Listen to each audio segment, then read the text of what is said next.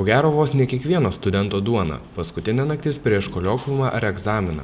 Studentas toks žmogus, kuris yra be galo užimtas, todėl mokymosi procesas dažniausiai atidedamas paskutiniai minutiai. Čia jau yra lyg ir įgimtas studentų dalykas, tai tiesiog mūsų apsileidimas, galbūt atsakomybės trūkumas. Didelis atsakomybės trūkumas, jog čia gal geriau nueisiu su draugais, gal pas merginas nueisiu, gal čia grįšiu namo, čia padirbėsiu, o čia tie visi mokslai, koliokviumai, namų darbai palauks ir spėsiu čia su draugais padarysiu. Jeigu jums reikia išmokti didelį medžiagos kiekį, nepradėkite mokytis nuo pirmo sakinio ir dūsaudami, kiek dar daug liko skaityti. Visada susikraukit prieš save į krūvą konspektus, knygas, susižymėkit, ką reikia iš tų knygų mokytis. Kitaip tariant, matykit iškart visą medžiagą, kurią reikalinga išmokti. Tada gerai išsidalinkite laikę visą medžiagą, susidėliokit ir pasilikite, paprastai tarp egzaminų 3 dienos būna, pasilikit paskutinę dieną kartojimui, peržiūrėjimui. Viskas turėtų sutilpti į 2 pirmąsias dienas. Pasak specialistės, atminimą skatina kartojimas, todėl svarbu tą pačią informaciją stengtis kuo dažniau kartoti per 1, 2 ar 3 mokymosi valandą. 1 valandą, jeigu mes nepakartosime medžiagos, tai išdulkės mums iš galvos maždaug 50% medžiagos.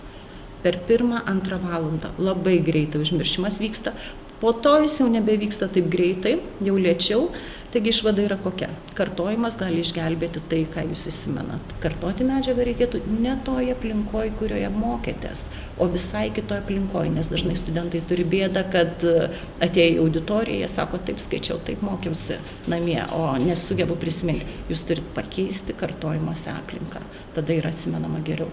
Psichologė teigia, kad gerai pasiruošti atsiskaitimui trukdo tokie studentų įpročiai kaip alkoholis, rūkymas ar trumpas miegas. Tačiau yra keletas patarimų, kurie turėtų padėti suaktyvinti atmintį. Patariama mokymosi metu ką nors kramtyti. Jeigu saugote figūrą, tai aišku, nepatariu nei šokolado, nei saldainių, labiau patarčiau kopūsto lapą, morką, pavyzdžiui, kramtyti. Jeigu mažiau saugot figūrą, galite riešutus kramtyti, nes ten yra daug fosforo. Bet esmė yra pats kramtymo procesas, kartu mokantis, pasirodo, sustiprina medžiagos įsiminimą, kramtymas. Jeigu nenorit kramtyti, galite susigalvoti kitokį judesį, kitokį veiksmą, pavyzdžiui. Merginom galiu patarti megzti, bet aišku, mezgimo raštas turi būti visai nesudėtingas.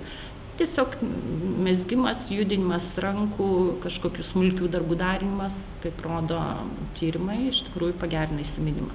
Taigi, svarbiausi dalykai, į kuriuos studentai turėtų atkreipti dėmesį, yra nuoseklus mokymasis, informacijos kartojimas, gerai organizuotas mokymosi procesas. Taip pat reiktų vengti žalingų įpročių bei prieš atsiskaitimą gerai išsimiegoti.